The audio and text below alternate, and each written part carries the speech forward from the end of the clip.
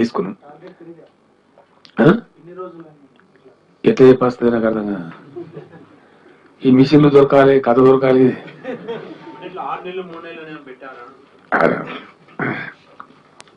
అయితే సాధ్యమైతే 15 రోజులు కావచ్చు అవైలబిలిటీ ఆఫ్ మిషన్స్. దాన్ని మాట్లాడినాం, ఎందుకంటే బ్యాంకర్స్ పిలిచి మాట్లాడినాం. ఇట్లా చేస్తాం ఒక కాన్ఫిడెన్స్ అంటే 100% దానికి మేము ఎన్ని మిషన్లు కావాలని ఇస్తాం సార్ అన్నారు వాళ్ళు. ఒకటి మోడల్ చేసే పని అయితే మీకు స్వైపింగ్ మిషన్స్ ఎన్ని కావాలన్నా, బ్రాంచ్లు ఎన్ని తెరవాలన్నా, ఏటీఎంలు ఎన్ని పెట్టాలన్నా చేస్తామన్నారు. ఒక్క కాన్స్టిట్యూన్సీ కాబట్టి మొత్తానికంటే మేము చేయలేం, కానీ ఒకదాన్ని చేస్తామన్నారు. వాళ్ళు చెప్పిన స్పీడ్ చూస్తే 1.5 మంత్లు అయిపోవాలి. బ్యాంకర్ సహకారం పూర్తి స్థాయిలో కనుక అందితే ఒక కాన్స్టిట్యూన్సీ కాబట్టి దానికి స్టేట్ లెవెల్ నుంచి ఆఫీసర్స్ ఉంటారు, జిల్లా ఆఫీసర్ ఉంటారు. అదే జిల్లా కేంద్రం కూడా ఆ నియోజకవర్గ పట్టణం ఇటు జిల్లా కేంద్రం కాబట్టి అన్ని రకాల అధికారులు ఉంటారు, వసతులు ఉంటాయి. అని చేత ఫాస్టెస్ట్ పాసిబుల్ టైంలో చేయాలని మనం టైం పెట్టుకొని సఫకేట్ అవడం కంటే వీలైనంత తొందరగా చేస్తే మిగతా స్టేట్ చేసుకోవడానికి మిగతా అధ్యయనాలు మంచి చెడ్డ అన్ని అయ్యే లోపు ఆ కాన్స్టిట్యూన్సీ జరుగుతుంది. Sir, 500 rupees cash in hand, sir. 500 rupees only cash in hand. Is that the policy that you will adopt there? See, the question is, we want to make one assembly constituency as 100% cashless transaction constituency, right? So to begin with, not to confuse the people, we are going to give a relaxation up to 500 rupees can be used through cash transaction. After that, after some time, that will be zeroed down. Even that won't exist.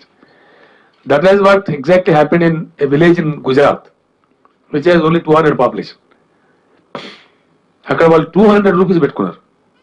Last 200 రూపాయల లోపు అవసరాలు మాత్రమే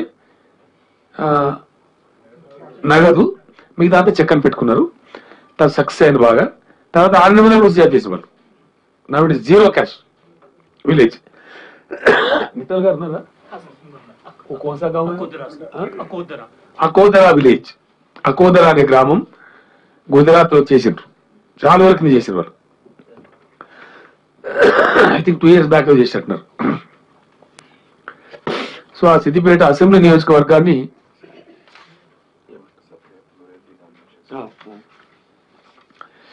దీంట్లో ఈ implementation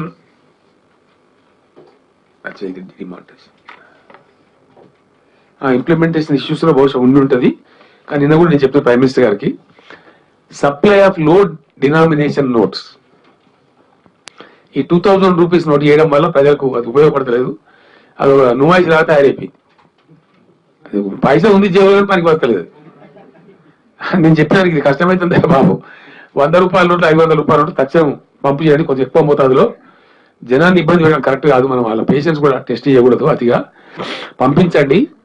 ఇవి అంటే urgent చేస్తామని promise చేసినారు, ఇంప్రూవ్ చేస్తామని చెప్పినారు. సో అల్టిమేట్ గా డెఫినెట్ గా దీని ద్వారా మంచి జరుగుతుందని చెప్పి అందరూ కూడా ఆశిస్తున్నారు. నేను కూడా ఆశిస్తున్నా. అయితే నేను కోరిందల్లా ఒకటి ఏంటంటే, మళ్ళా కొందరు నల్ల దొంగలు బతికి ఉండద్దు. Once again, I appeal to the Honorable Prime Minister of the country from the capital of Telangana, that is from Hyderabad, that please make this country 100% black money free country. Number one. Please make this country 100% corruption free committee. Bhrashtachar Muft Bharat. ఎవరిని లంచం అడగద్దు, ఎవరికి లంచం ఇవ్వద్దు. అటువంటి స్పష్టమైనటువంటి స్వచ్ఛమైనటువంటి భారతదేశం తయారు చేసే కార్యక్రమాన్ని మీరు తీసుకుంటే 100% తెలంగాణ మీకు సపోర్ట్ చేస్తానని నేను చెప్పిన వారికి ఆ మాట ఇప్పటికి కూడా కట్టుబడి ఉంటున్నాం. అటువంటి గొప్ప భారత సమాజం నిజంగా నిర్మించగలిగితే, చూడగలిగితే అంతకు మించిన ఆనందం ఇంకోటి లేదు. చాలా గొప్పది. ఎవరిని డబ్బులు అడగనటువంటి పరిస్థితి, పీడించినటువంటి పరిస్థితి, ఎవరికి రూపాయలు లంచం ఇవ్వనటువంటి పరిస్థితి, అసలు అవసరమే ఉండనటువంటి పరిస్థితి. అంతకన్నా గొప్ప ఇంకేం ఉండదు. ఇక ఇది అంతకన్నా ఉన్నతమైనది ఏది ఉండదు. కాబట్టి ఆ దిశగా అన్ని రకాల నల్ల జబ్బు డిస్మాంటిల్ కావాల్సిందే. నల్ల డబ్బు, నల్ల జబ్బు, it should be dismantle in toto. అప్పుడే ఇది సఫల ప్రయోగం, లేదా విఫల ప్రయోగం అవుతుంది. విఫల ప్రయోగం కానియద్దు. కాబట్టి అట్లా చేసినప్పుడు తెలంగాణ రాష్ట్రం, తెలంగాణ ప్రభుత్వం, తెలంగాణ ప్రజలు తప్పకుండా ఆల్అవుట్ గా కేంద్ర ప్రభుత్వానికి సపోర్ట్ గా ఉంటారు. ఆ దిశగా ప్రయాణం జరుగుతుంది. సంపూర్ణ క్రాంతి వైపు ఎప్పుడైతే దేశం పురోగమిస్తుందో అప్పుడు తెలంగాణ సంపూర్ణంగా తప్పకుండా దేశంతో సపోర్ట్ చేసి ముందుకు పోతుంది.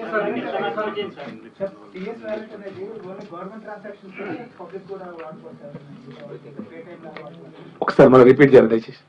మైక్ తీసుకోండి ప్లీజ్. ఈ టిఎస్ వ్యాలెట్ అనేది ఉంది కదా సార్, అది గవర్నమెంట్ ట్రాన్సాక్షన్స్ కైనా లేకపోతే ప్రైవేట్ వాళ్ళు కూడా కంప్లీట్ ప్రైవేట్ కూడా వాడుకోవచ్చు ఎట్లయినా? 100%.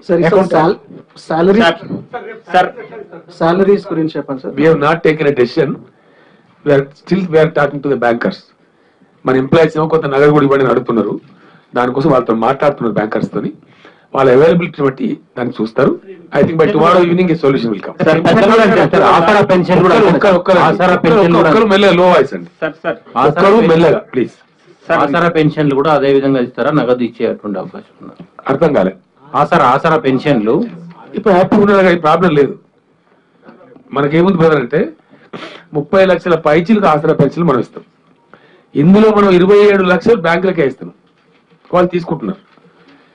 ఓన్లీ 3 lakhs మాత్రం మన వాళ్ళు డిస్ట్రిబ్యూట్ చేస్తున్నారు. అవి కొంచెం వాళ్ళు కదలలేని వాళ్ళు, డిజేబుల్డ్ పర్సన్స్, వాళ్ళకు బ్యాంక్ కరస్పాండెంట్స్ డిస్ట్రిబ్యూట్ చేస్తున్నారు. అయితే post office correspondents or bank correspondents distribute చేస్తున్నారు. కాబట్టి ఆసరా పెన్షన్ నాకు తెలిసి ఇప్పటి వరకు సమస్య రిపోర్ట్ కాలేదు. ఒకవేళ అయితే కనుక చూద్దాం. సార్ మీరు ఢిల్లీ వెళ్ళి ప్రధానికి సలహాలు సూచనలు ఒక రైతు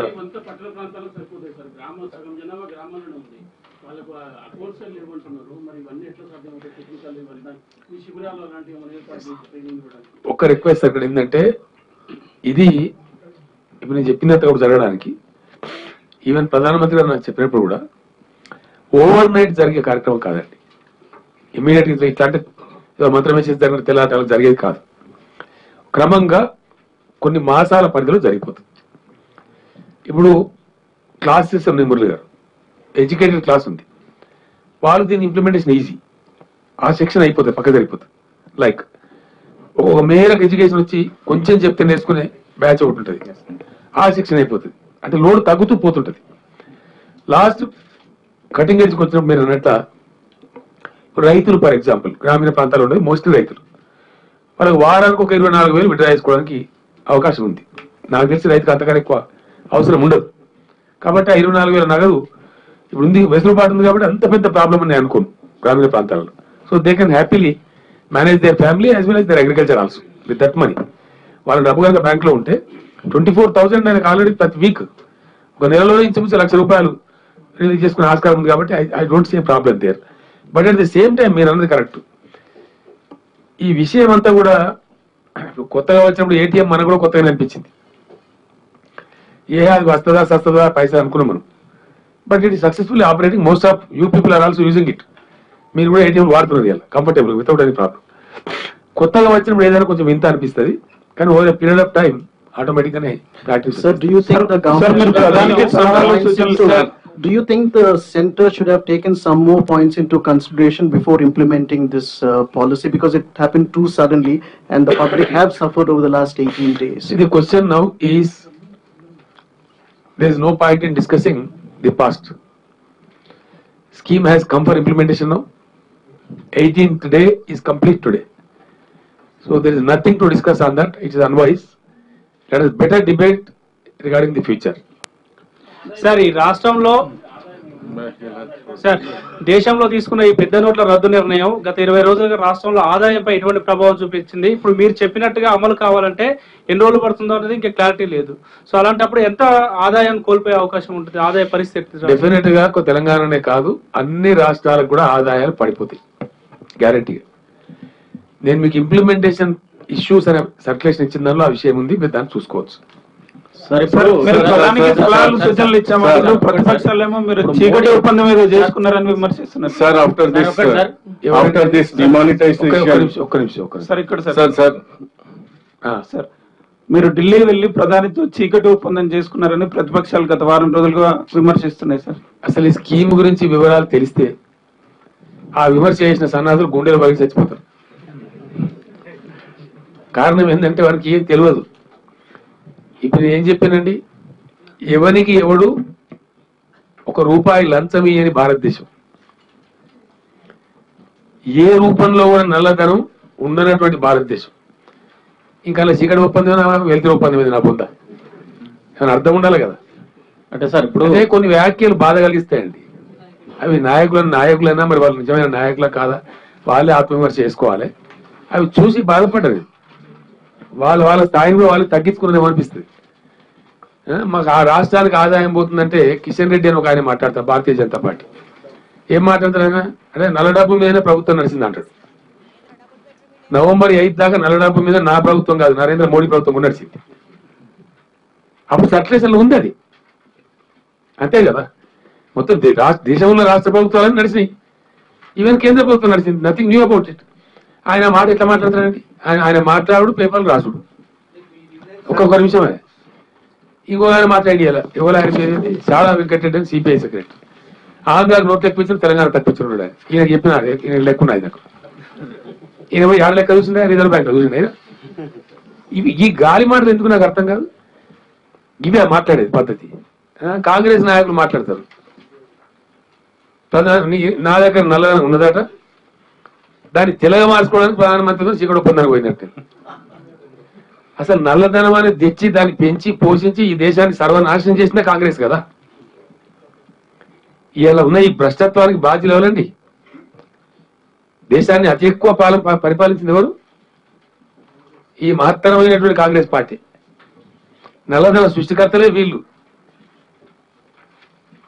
ఎవరి దేశాన్ని అతి ఎక్కువ కాలం పరిపాలించింది వీళ్ళు కూడా మాట్లాడితే మేము ఏమో అర్థం ఉండాలి కదా. Sir, after this demonetization policy enacted by the Government of India, the Prime Minister Honorable Narendra Modi Garu, he has contacted you and he has sought advices from you. That is only because you are the #1 Chief Minister of India.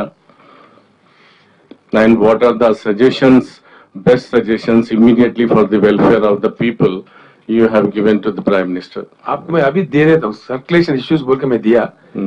Implementation issues बोल के उसमें पूरे तफसील है. आपको अभी 2 minute में मिल जाता हूँ. సార్ ఇప్పుడు సార్ చాలా రాష్ట్ర ప్రభుత్వాలు దీన్ని మోడీ నిర్ణయాన్ని వ్యతిరేకిస్తున్నాయి. కేజ్రీవాల్ కానీ మమతా బెనర్జీ కానీ. ఇంకొకటి రాజకీయ ప్రయోజనాలు ఇందులో దాగున్నా ఇందులో పెద్ద స్కామ్ జరిగింది అనేటువంటి ఆరోపణ. ఇంకోటి ఏంటంటే మోడీ తీసుకున్నటువంటి నిర్ణయంలో చిత్తశుద్ధి ఉందా మీరు నమ్ముతున్నారా? ఎందుకంటే ₹1000 నోట్ని క్యాన్సిల్ చేసి మళ్ళీ ఇప్పుడు ₹2000 నోట్లు తీసుకురావడం దీనివల్ల నల్ల డబ్బును అరికట్టడం సాధ్యమా? నేను ఏమంటున్నా అంటే this is definitely A scheme of things. ఒక వ్యూహం. దీన్ని ఎట్లా అర్థం చేసుకున్న వాళ్ళు అట్లా అర్థం చేసుకోవచ్చు. ఒక ప్రధానమంత్రిగా ఉండేటువంటి వ్యక్తి ఏదో ఒక రకమైనటువంటి దేశాన్ని గోల్మాల్ చేసే అవసరం ఆయనకు ఉందని చెప్పి నేను అనుకోను. Definitely this is a welcome step 100%. అలా అనుమానం లేదు. ₹2000 ఎందుకు తెచ్చినాడు? ₹2000 స్విచ్ ఆఫ్ కూడా కావచ్చు ఒక దశలో. ఈ నల్ల కుబేర్లను పట్టుకోవాలంటే వ్యూహాలు ఉంటాయి. అది నీకు ఈరోజు అర్థం కాకపోవచ్చు. అది చేసిన వాళ్ళకి తెలుసు వ్యూహం ఏంటనేది. వ్యూహకర్తలకు తెలిసి ఉంటుంది. And that strategy cannot be disclosed to one and all. నేను కూడా కొన్ని విషయాలు మీకు చెప్పలేకపోయినా. ప్రధానమంత్రి గారితో షేర్ చేసుకుని వచ్చిన సంభాషణ I cannot say. I have my own limitation. ఎంతవరకు చెప్పానో అంతవరకు చెప్పాల్సి ఉంటుంది. ప్రజల కన్జంప్షన్కి ఎంత చెప్పానో అంతే చెప్తాం. కాబట్టి కొంతమంది వ్యతిరేకిస్తున్నారు, కొంతమంది గుడ్డిగా వ్యతిరేకించే వాళ్ళు కూడా. అది కూడా కరెక్ట్ కాదు. First time a big reform is coming in the country. Why you are opposing? Why it should be opposed at all?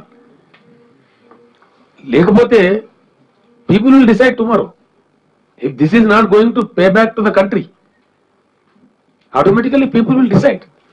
ఇంత పెద్ద దేశంలో పెద్ద పెద్ద నియంత్రణలే బండకేసి కొట్టారు. ఇందిరాగాంధీ గారిని ఓడించలేదని ఎమర్జెన్సీ పెడితే పరిపాలకులు తప్పులు చేస్తే డెఫినెట్ గా ప్రజలు శిక్షిస్తారు. మోడీ గారు కూడా చెప్పిండు I'm ready for any punishment అని చెప్పి. కాబట్టి దాన్ని అంత తప్పుగా అర్థం చేసుకోవాల్సిన అవసరం లేదు. కానీ దేశంలో ఒక టోటల్ క్లీనప్ మెకానిజం చేస్తా అని వచ్చినప్పుడు వ్యతిరేకించాల్సిన అవసరం లేదని నా భావన. సార్ ఐటీ ఎగ్జామ్షన్ ఏమన్నా పెంచాలని కోరుతారు సార్ కేంద్రాన్ని? సార్ ఐటీ బ్రదర్ నాకున్న అవగాహన చెప్తాను. ఇది అల్టిమేట్ గా జరిగేది ఏంది? నేను 20 ఏళ్ల కింద కూడా పనిచేసిన చెప్పిన కదా. స్థూలంగా చెప్పానంటే మన దేశంలో ఈరోజు ట్యాక్స్ పే చేసే వాళ్ళు 1% కంటే బిలో ఉంటారు, ఇన్కమ్ ట్యాక్స్ పే చేసేవాళ్ళు. అది కూడా ఉద్యోగస్తులు విధిగా పే చేయాలి కాబట్టి ఎట్ సోర్స్ కట్ అవుతుంది కాబట్టి ఆ లెక్క వస్తుంది. మనకి అది కూడా రాదు. మీకు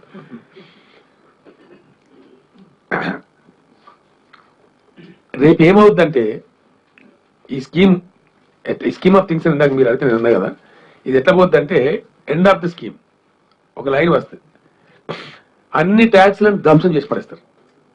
when the whole thing comes transparent transaction వచ్చింది కదా, చిన్న అమౌంట్ తప్ప 98% అమౌంట్ ట్రాన్స్పరెంట్ ట్రాన్సాక్షన్ లోకి వచ్చిన తర్వాత ప్రభుత్వానికి అడవులు పనులు వేయాల్సిన అవసరం లేదు. నీకు ఆదాయ పన్ను రద్దు చేస్తారు, డెఫినెట్ చేయబడాలి. I also advised. ఎందుకంటే రద్దు చేసి ఏం చేయాలా? బీటీటీ వస్తుంది. రెండే ట్యాక్స్ ఉంటాయి దేశంలో కూడా, జిఎస్టీ ఉంటుంది, రెండవది బీటీటీ ఉంటుంది, బ్యాంక్ ట్రాన్సాక్షన్ ట్యాక్స్. దాంట్లో చాలా స్వల్పమైన ట్యాక్స్, అతి స్వల్పమైన ట్యాక్స్ 0.25 పెట్టినా 0.15 పెట్టినా డెఫినెట్లీ సెంట్రల్ గవర్నమెంట్కి వచ్చేటువంటి ఆదాయం ఈరోజు వచ్చే దాంతో సో మెనీ ఫోల్డ్స్ ఎక్కువ వస్తుంది. I can say that by authority.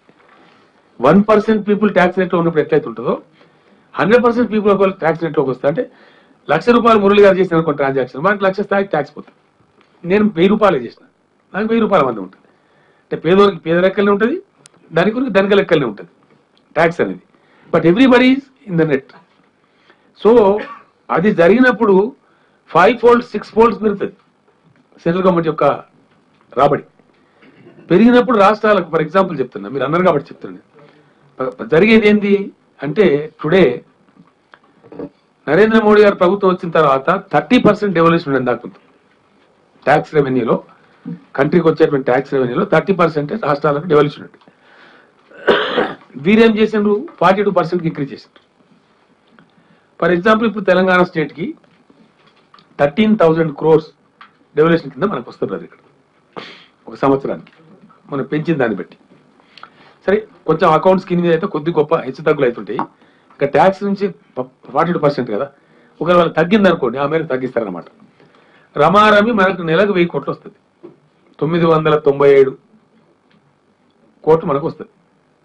ఇది పర్ మంత్ 997. టెన్షన్గా ఫస్ట్ నాడు మన స్టేట్ గవర్నమెంట్ అకౌంట్ తక్కువ వచ్చి పడుతుంది. ఇక దానికి పైరవి చేసేది అడిగేది లేదు, మన రైట్ అనమాట. It's as a right. Tax లో 42% షేర్ ప్రకారం వచ్చేటువంటి మన రాష్ట్రం యొక్క మన right. Okay, suppose if tax of government of India increases by 4 folds, 5 folds, 6 folds, my devaluation also increases by 4 folds, 5 folds. Then why should I oppose? ఇలా 13,000 కోట్లు వచ్చేది నాకు 13,500 రావచ్చు రేపు, అంతే కదా.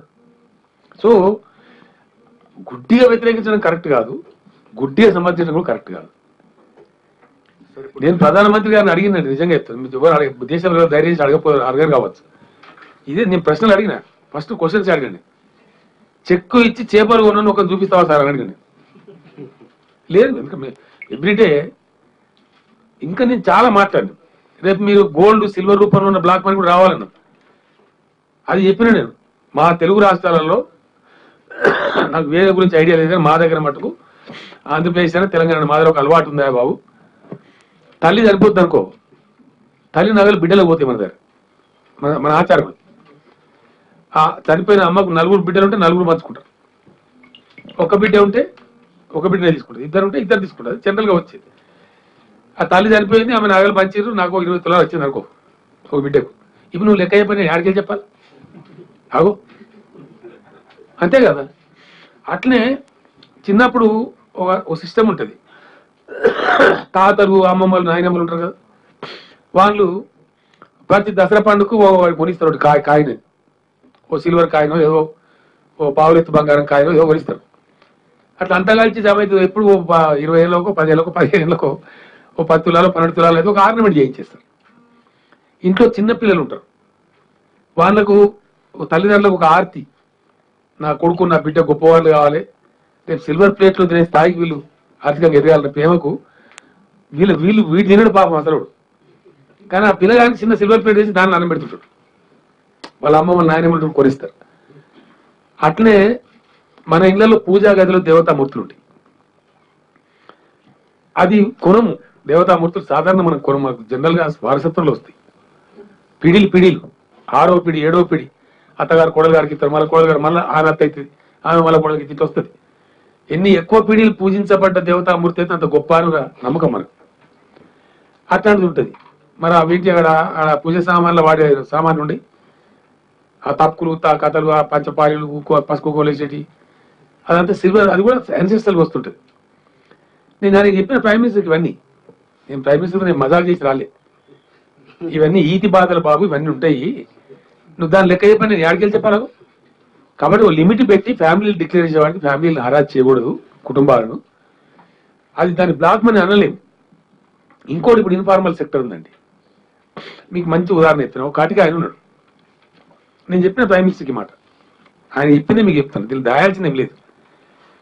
కాటికి ఆయన ఏం చేస్తాడు, ఆ మటన్ షాప్లకు ఏదైతే గొర్రెలు తెచ్చి ఇచ్చిండో అది అమ్మింది, క్యాష్ వస్తుంది సాయంత్రానికి, అదంతా జమ చేస్తారు, కట్టలు కడతారు.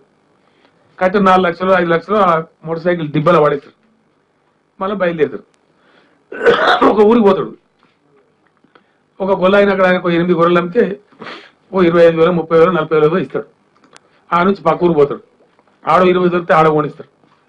అట్లా ఈ 4-5 లక్షలు 5-6 లక్షలు పెట్టుకొని ఈ గొర్రెలు కొనటము, మళ్ళీ టౌన్కి వచ్చి ఆటోను డీసీఎంతో అవి తిప్పియటము, మళ్ళీ మార్కెట్కి వేయటం, మళ్ళీ క్యాష్ కలెక్ట్ చేసుకోవడం, మళ్ళీ నెక్స్ట్ డే పోవడం, ఇది రొటీన్ జిందగీ అనేది. Can you say this is black money? Suppose ఇప్పుడు ఈయన కొనట ఆయన, ఆ కొన్న ఆయన ఉన్నాడు యాదవ్ సోదరు, ఆయన తీసుకపోయి కుండలో పెడతాడు, ఇంట్లో చక్కగా బ్యాంక్ ఓడు, because there is no practice. Can we say that is black money? రైతులు, మన కంట్రీలో క్రెడిట్ హిస్టరీ లేదు, ఎందుకంటే రైతులు they are not liable to pay income tax. వ్యవసాయానికి ఇన్కమ్ ట్యాక్స్ లేదు. కానీ వేరే దేశాలలో ఏంటంటే నీకు ఇన్కమ్ ట్యాక్స్ లయబుల్ కాకపోయినా నువ్వు రిటర్న్ ఇవ్వాలి, నాకు ఈ పంట పండి ఇంత డబ్బు నేను బ్యాంకులో ఇచ్చిన. అప్పుడు ఏమవుతుంది, క్రెడిట్ హిస్టరీ బిల్డ్ అవుతుంది. ఎంత క్రెడిట్ చేసిన మనీ అనేటువంటి ఆ ఇండివిజువల్ యొక్క క్రెడిట్ హిస్టరీ బిల్డ్ అవుతుంది, క్లీన్ ఉంటుంది. అప్పుడు ఇప్పటిదాకా నేను ఏమన్నా అంటే ఇంకా ఇంకా కఠినం కూడా చెప్పిన ఆయనకు, అయ్యా మీరు కొత్తగా ప్రైమ్ మినిస్టర్ కావచ్చు దేశానికి, మరి ఇప్పుడు ఉన్న అధికారులంతా బ్యూరోక్రాట్స్ అంతా ఉన్నారు, మీ ఫైనాన్స్ సెక్రటరీ కూడా సిస్టంలో ఉన్నాడు, మీ ఫైనాన్స్ మినిస్టర్ అరుణ్ జైట్లీ గారు కూడా ఎన్డీఏ గవర్నమెంట్లో మంత్రి ఉండే, మరి కాంగ్రెస్ గవర్నమెంట్ కావచ్చు, దేవేగౌడ గవర్నమెంట్ కావచ్చు, మీ ఎన్డీఏ కావచ్చు, ఇంకేమో మధ్యలో సార్వత్రిక జనతా గవర్నమెంట్ వచ్చింది, వీపీ సింగ్ వచ్చిండు, దేవేగౌడ వచ్చింది, ఎవరో వచ్చిండ్రు. ఈ అన్ని గవర్నమెంట్లు కూడా ఈ వ్యవహారాన్ని అలో చేసినాయి. వాతావరణం ఎట్లుందో నేను అట్లా అలవాటు అయితే నేను అట్లే బతుకుతా, అంతే కదా. అంత మాత్రం చేత నువ్వు దొంగ ఎట్లా అయితే కరెక్ట్ కాదు కదా. నువ్వు చిన్న ప్రజలకు రైతులకు కూడా నువ్వు రాయితీ ఇవ్వాలని చెప్పిండు. ఖచ్చితంగా రైతులకు కూడా 1 టైం ఎగ్జామ్షన్ ఇవ్వాలి. డబ్బు ఎంత పెడతావు నీ ఇష్టం అని చెప్పిన, I don't recommend anything. Farmer దగ్గర ఏదైనా డబ్బు ఉంటే దానికి కొత్త ఎగ్జామ్షన్ ఇవ్వాలి అని చెప్పినాను. ఈ ఇన్ఫార్మల్ సెక్టర్ బిజినెస్ ఇందాక నేను చెప్పినట్టు, నువ్వు దాని వల్ల మన పెద్ద పైసలు ఎక్కువ చేసి పెళ్లి చేసి కూడా గాలి జనార్దన్ రెడ్డి, ఆ గాలి జనార్దన్ రెడ్డి అంటే ఆయన అనేకమైన డబ్బు పెట్టి పెళ్లి చేసిన ఆయన. నేను ప్రైమ్ మినిస్టర్ చెప్పిన మాట, ఈవెన్ గాలి జనార్దన్ రెడ్డి గారు లాంటి పెళ్లిలో కూడా కొన్ని పసుపు కొన్ని కుంకుమ కొన్ని పూలు అనేది ఎవడు కూడా చెక్కించి కొనడు. పెళ్లిలో వాడి పూలు మనం చెక్కించుకుంటామా, మన జీవితంలో కూడా కొనము. ఇంట్లో ఉంటారు మేనమామలో బంధువుల దగ్గర ఉంటారు, వాళ్ళు పోయి మార్కెట్లో పోయి కొనుక్కొని వస్తారు. కాబట్టి మన ఇండియాను కూడా మనం పూర్తి స్థాయిలో అవగాహన చేసుకుని మన ప్రజలను టార్చర్ చేయొద్దు, ఇబ్బంది పెట్టద్దు. మీరు చేసే పని మంచిది, but in the whole process common man should not suffer. రైతు సఫర్ కావద్దు, ఈ చిన్న బిజినెస్ మ్యాన్ చిన్న వ్యాపారి సఫర్ కావద్దు అని నేను చెప్పిన. నేను చెప్పిన తర్వాత నీవు చెప్పి నేను క్రెడిట్ కొట్టేసినట్టు అయితే చెప్తలేదు. నేను బాగుండే రైతులకు పెంచమని చెప్పి నువ్వు నీ ఎందుకు వాళ్ళ సొమ్మె గారు డ్రా చేసుకున్నానంటే 24,000 వచ్చింది. మన మున్సిపల్ మినిస్టర్ ఢిల్లీ ఉన్నప్పుడు అరుణ్ జైట్లీ గారికి చెప్పి యూటిలిటీస్ అని పాత నోట్లు అలో చేయిందా అంటే ఇలా ఇండియా మొత్తం లాభపడ్డది. మనకు కూడా నేను అనుకుంటా బహుశా జిహెచ్ఎంసీకి 200 కోట్ల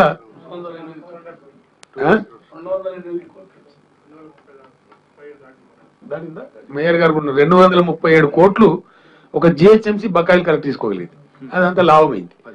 లైక్ కొన్ని సలహాలు చెప్పినాము, ఇంకా కూడా భవిష్యత్తులో ఏంటంటే మనం అంతేదో నేను మీతో హంబుల్ రిక్వెస్ట్, మీడియాతో ఉన్న రిక్వెస్ట్ ఏంటంటే ఒక పెను మార్పు జరిగే సందర్భంలో మనం కూడా మీరు ప్రజలను దయచేసి భయోత్పాదనకు గురి చేయకుండా ఎడ్యుకేట్ చేస్తే మంచిదని నా అభిప్రాయం. ఒక మంచి అఫ్ కోర్స్ ఇంతకుముందు ఎఫర్ట్ లేదు, ఇప్పుడు ప్రయత్నం ప్రారంభమైంది. దాన్ని పాజిటివ్గా తీసుకుపోయే దశలో ప్రజలకు కలిగే చిన్న చిన్న ఇబ్బందులు ఉంటే దాన్ని అధిగమించే దిశలో పాజిటివ్ లైన్లో తీసుకొని పోతే మంచి జరుగుతుంది కావచ్చు. మనం కూడా ప్రయత్నం చేద్దాం. లేదంటే వాళ్ళు తప్పు పోతే మీరు అన్నట్టు స్కామ్ కానీ దురుద్దేశం కానీ, అందుకే నేనేమంటున్నాను, అది కావాలని చెప్పి నేను ఇంగ్లీష్లో చెప్పిన మెసేజ్ షుడ్ రీచ్ ఢిల్లీ అని. काला धन देश से निकालना है तो कंप्लीट पूर्ण क्रांति की तरफ एक नया पैसा भी काला धन देश में नहीं रहना चाहिए. और काला धन जिस किसी रूप में हो,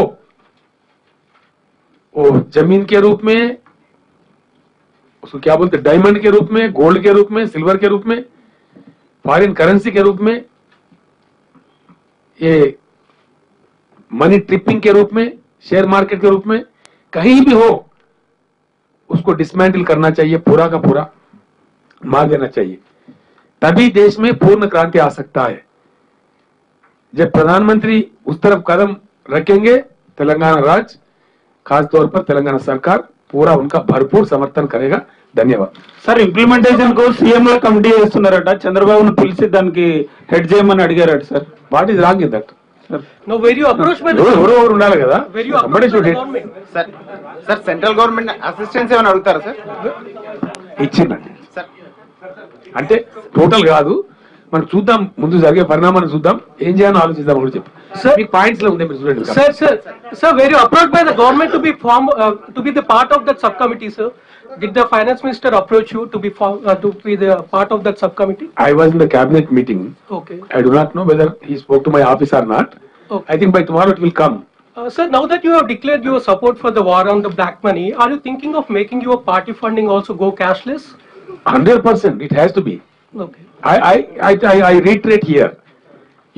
Thank you so much. You brought in a very good point here.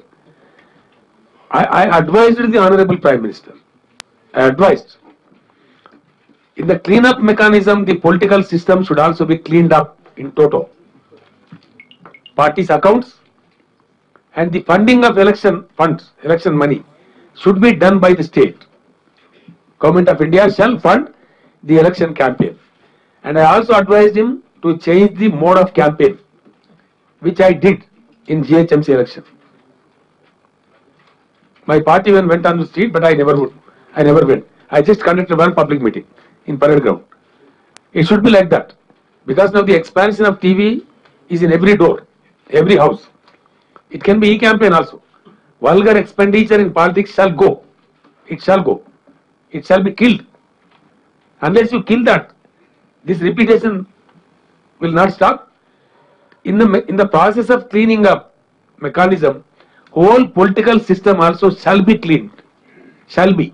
I use the word here, shall be cleaned by the government of India by way of bringing in very tight reforms, very good reforms, healthy reforms. Thank you. Sir December మొదటి వారంలో assembly సమావేశాలు ఉండే అవకాశం sir. Sir assembly సమావేశాలు assembly ఏమన్నా ఉందా sir? Rahul గారు కొన్ని వ్యూహానికి సంబంధించిన మీరు అడిగిన ప్రశ్నలు అన్నిటికీ సమాధానం చెప్పరాదు, చెప్పకూడదు కూడా. ఇక సార్ డిసెంబర్ మొదటి వారంలో మన అసెంబ్లీ సమావేశాలు ఉన్నాయా సార్? ప్రాసెస్ అందుకే ఏమైనా కొన్ని ఫ్యూ మంత్స్ లో జరుగుతుంది. అసెంబ్లీ సమావేశాలు ఉన్నాయా సార్? వర్షాకాలంలో పెట్టాల్సిన సమావేశం వన్ డే అయిందప్పుడు మనకి. సో వింటరు ప్లస్ వర్షాకాలం రెండు కలిపి డిసెంబర్ లో మంచి సమావేశాలు ఉంటాయి. మేము చేసేది కూడా ఏమేం చేస్తామో రాష్ట్ర ప్రభుత్వం ప్రజలు చెప్పాల్సిన దగ్గర ఉంది. కాబట్టి తప్పకుండా డిసెంబర్ లో అసెంబ్లీ సమావేశాలు డేట్స్ ఏమైనా ఉన్నాయా సార్? డేట్స్ ఫైనల్ చేయలేదు, ఉంటాయి డిసెంబర్ లో. చీఫ్ సెక్రటరీ సార్ కేంద్ర ప్రభుత్వం ఆర్థిక సాయం అని అడుగుతారా సార్? అంటే ఆదాయం బాగా పడిపోతుంది కదా. మీరు ఆ ఇష్యూస్ చూస్తే మీకు అర్థమైతే దయచేసి నేను ఇచ్చిన ఫిగర్స్ కూడా వారు కూడా ఏమన్నారంటే జరగనియండి, వ్యవస్థ జరుగుతూ ఉంటే ఏమవుతుంది రియల్ గానే చూద్దాము. ఇప్పుడు మీకు ఒకటి చెప్పాలి ఇక్కడ. ఫర్ ఎగ్జాంపుల్ మన తెలంగాణ వచ్చే ఆదాయం ఉంది, రైట్. మన సిస్టంలో ఏముందంటే మన స్టేట్ మనకి ఇప్పటిదాకా అలవాటు ఉన్న సిస్టంలో మన కమర్షియల్ ట్యాక్స్ పెద్దదిగా మనకు వచ్చేది. ఆ కమర్షియల్ ట్యాక్స్ లాస్ట్ మంత్ ఈ మంత్ వస్తుంది అనమాట. పోయిన నెలది నవంబర్ ముందుకున్నది అక్టోబర్ ట్యాక్స్ మనకి ఈ మంత్ వస్తుంది. కాబట్టి you cannot say this as November income. The real impact will be felt in the month of December. So assessment కావడానికి కూడా మీకు నష్టం ఎంత వస్తుంది అనేది నువ్వు డిసెంబర్లో పోతే కానీ. ఇప్పుడు ఇంకోటి జరిగింది. ఏం జరిగింది? రిజిస్ట్రేషన్ డిపార్ట్మెంట్లో ఎక్కువ తక్కువ జరిగింది. ఎందువల్ల జరిగిందని మేము తెలుసుకున్నాం. కారణం ఏంటంటే 90% ట్రాన్సాక్షన్ అయిపోయింది. అది డబ్బు పే చేస్తున్నాడు, ఫైనల్ చేసుకోవాలా. అప్పుడు ఏం చేయాలా? ఎవరినో దోస్తున్న వాహనం మీద పట్టుకొని కంప్లీట్ ఎగ్జిక్యూట్ అయింది. But whether there are going to be transactions in this month, next month is a big question before us. తప్పకుండా రాష్ట్రాల ఆదాయం పడిపోతుంది. సింపుల్. దాన్ని ఇంకా సింప్లిఫై చేయాలంటే ఎట్లా అంటే, మన తెలంగాణ లెక్క రఫ్ అసెస్మెంట్ 75,000 కోట్లు క్యాష్ సర్క్యులేషన్ లో ఉంటుంది మన లెక్క. మన జిడిపి జిఎస్డిపి వేరు అంతేగా. 75,000 కోట్ల మనీ మన రాష్ట్రంలో సర్క్యులేట్ అవుతుంటుంది, మార్గం జరుగుతుంది.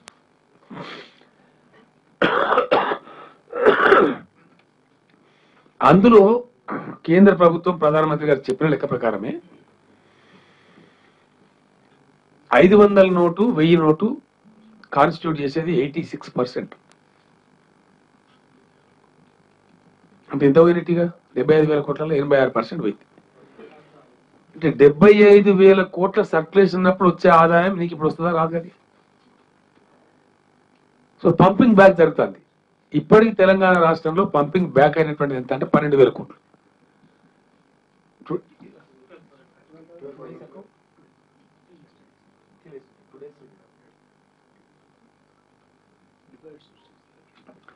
తెలంగాణ స్టేట్ లో డిపాజిట్ రూపంలో బ్యాంకులో పడ్డదేమో 32,000 కోట్లు. గవర్నమెంట్ రిలీజ్ చేసిన నోట్స్ ఉన్నాయి కదా, దాని ద్వారా వచ్చింది నిన్నటి వరకు 12,500 కోట్లు. ఈ రోజు టాలీ లేదు. మేబీ 13,000 కోట్స్ క్రాస్ అయి ఉంటుంది. అంటే స్విచ్ ఆఫ్ అయింది అంతా, వచ్చింది ఇంత. దీనిలో మళ్ళీ తమాషం ఏంటంటే ఆ 2,000 రూపాయల నోట్ అవుతుంది, దాన్ని కూడా వాడే పరిస్థితి ఎఫెక్టివ్ యూజ్లోకి వస్తుంది. అది చేంజ్ లేకపోవడం వల్ల. సో దీనివల్ల ఏమైందంటే తప్పకుండా కొంచెం క్రంచ్ అవుతుంది. తప్పకుండా ఆదాయం పడిపోతే ప్రశ్నే లేదు. డెవలప్మెంట్ ప్రోగ్రామ్స్ మీద ఎఫెక్ట్ పడుతుంది సార్? పడుతుంది, గ్యారంటీ పడుతుంది. We shall be prepared.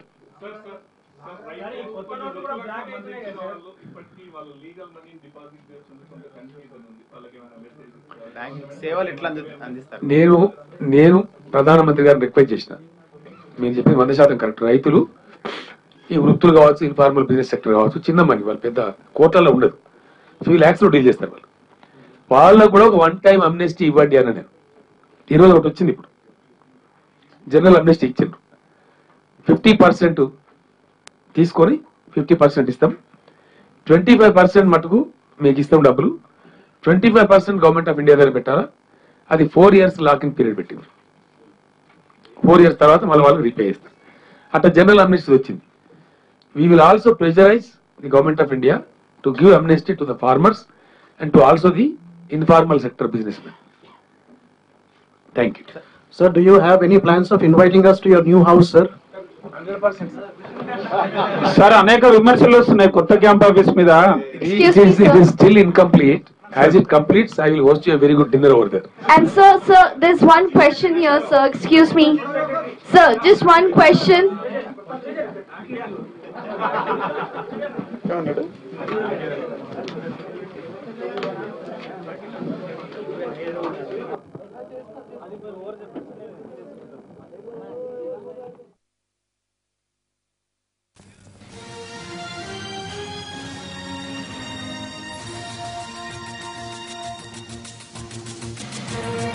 నా అనుభవాలను అవగాహనను ప్రధానితో పంచుకున్నారని, సంపూర్ణ క్రాంతి రావాలని ప్రధానికి సూచించారని టీసీఎం కేసీఆర్ మీడియాకు వెల్లడించారు. అలాగే నగదు రహిత లావాదేవీల కోసం టీఎస్ వాలెట్ యాప్ ను కూడా రిలీజ్ చేస్తున్నట్టుగా చెప్పారు. ఆదాయం పడిపోతున్న రాష్ట్రాలను కేంద్రమే ఆదుకోవాలని కూడా ఆయన సూచించడం జరిగింది.